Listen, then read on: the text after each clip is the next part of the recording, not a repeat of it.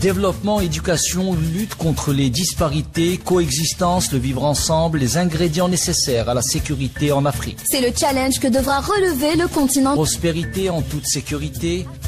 Africa Challenge avec Rima Ruibi. Africa Challenge. Bonjour l'Afrique et bienvenue à Africa Challenge. Le Sahel est, selon le Global Terrorism Index GTI de 2025, l'épicentre du terrorisme dans le monde. Mais pas que. Il demeure également l'épicentre de la manipulation et l'infox à l'ère où la dictature devint l'unique prisme pour les jeunes de cette sous-région. D'ailleurs, observant que les jeunes dans les années 90 qui se battaient pour la démocratisation sont aujourd'hui dans les foules accueillant en héros les nouveaux acteurs qui arrivent au pouvoir par la force. Le directeur du Tombouctou Institute, Bakary Sambé, se demande si un désenchantement démocratique ne peut pas expliquer le fait que les ex-combattants de la liberté ovationnent aujourd'hui ceux qui arrivent au pouvoir de manière non démocratique.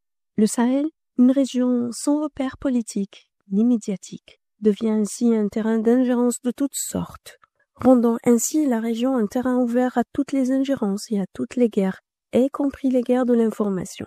Selon l'article de la plateforme sud-africaine Africa Check, intitulé « De quoi la guerre de l'information dans le Sahel central est-elle le nom ?»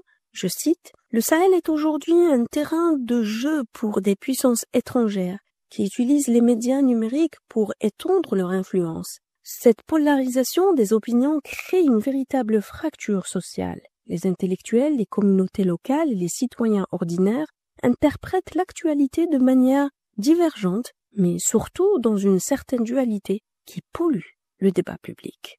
Aujourd'hui, sur la toile et les réseaux sociaux numériques, beaucoup de Maliens propagent des fake news qui visent particulièrement l'Algérie depuis la destruction par l'armée algérienne du drone malien qui a violé l'espace aérien algérien. Toute la panoplie est mobilisée.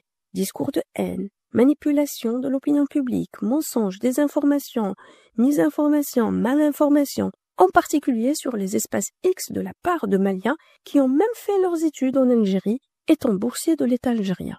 De quoi parler aujourd'hui du concept Malifox.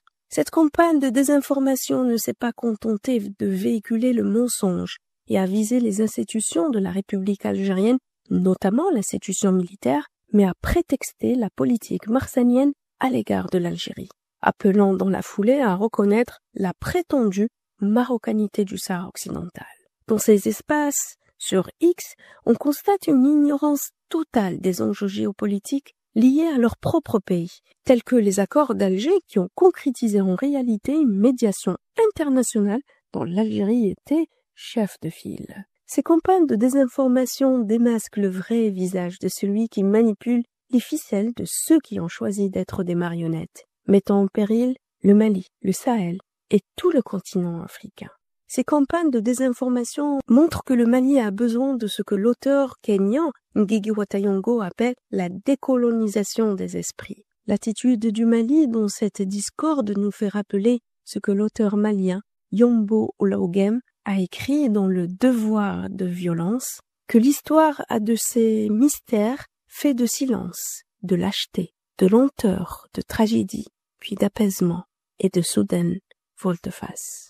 Le challenge du continent africain, c'est de redonner sa chance au peuple malien pour qu'il puisse retrouver les valeurs africaines de bravoure et les critères d'un acteur régional digne de son africanité. À bientôt pour une nouvelle chronique et un nouveau challenge.